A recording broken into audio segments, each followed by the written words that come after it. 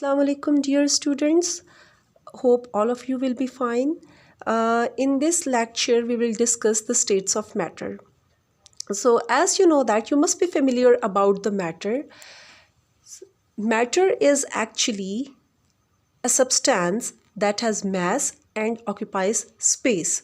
So, anything which is around us is actually matter, is made up of matter.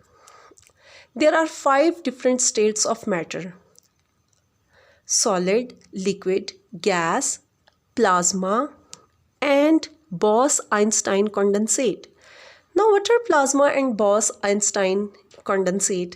These are the, you can say, 2 new states of matter, but we are not discussing here these 2 states of matter. This is just for the sake of your information. We will discuss here solid, liquid, and gas. Okay, so table 1.1 in your book is clearly showing the differences between the properties of solid, liquid, and gas. It is very easy, so you can understand it easily. So first property which we will study is shape. Solids, they do have fixed shape. Liquids and gases, they don't have fixed shape. Now volume. Solids and liquids, they do have fixed volume. They don't change their volume, but gases, they don't have fixed volume. Compressibility. Solids and liquids, they cannot be compressed, but gases can be compressed. Now we will discuss in detail the properties, these properties which are shape, volume, and compressibility with the help of kinetic particle theory.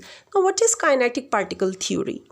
As the name suggests that, okay, first of all, I will tell you that what is kinetic particle theory actually.